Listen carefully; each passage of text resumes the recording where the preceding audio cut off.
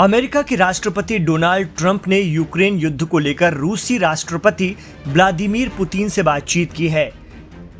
Trump ने शुक्रवार को कहा कि पुतिन के साथ बहुत अच्छी चर्चा हुई और मैंने उनसे यूक्रेनी सैनिकों की जान बख्शने की गुजारिश की है। अपने सोशल मीडिया प्लेटफॉर्म ट्रुथ पर ट्रंप ने लिखा, मैंने रूस के राष्ट्रपति व्लादिमीर पुतिन के साथ बहुत अच्छी और कारगर चर्चा की। अब बहुत संभावना है कि ये भयानक और खूनी युद्ध समाप्त हो सकता है। फिलहाल हजारों यूक्रेनी सैनिक रूसी सेना की ओर से पूरी तरह घिरे हुए हैं और बहुत ही खराब और कमजोर स्थिति में हैं। मैंने राष्ट्रपति पुतिन से अपील की है कि उनकी जान बख्श दी जाए। ये एक भयानक नरसंहार होगा जो द्वितीय विश्व युद्ध के बाद से नहीं देखा गया। भगवान उन सभी की रक्षा करे।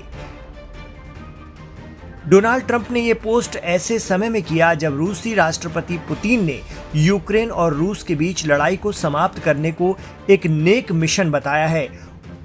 उन्होंने इसके लिए राष्ट्रपति ट्रंप और प्रधानमंत्री नरेंद्र मोदी समेत विश्व भर के नेताओं का शुक्रिया अदा किया है।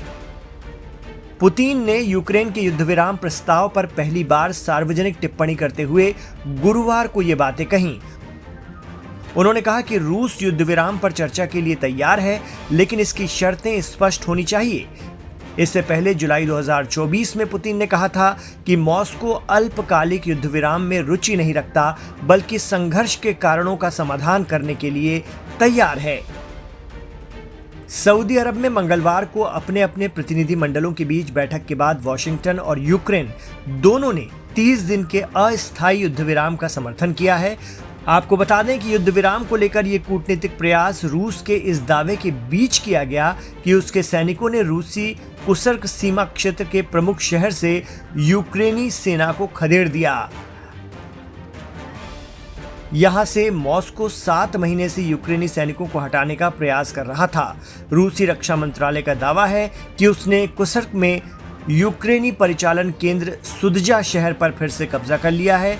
ये दावा राष्ट्रपति पुतिन के जरिए कुर्स्क में अपने कमांडरों से मिलने के कुछ घंटों बाद किया गया। हालांकि इस दावे की स्वतंत्र रूप से पुष्टि नहीं की जा सकी है।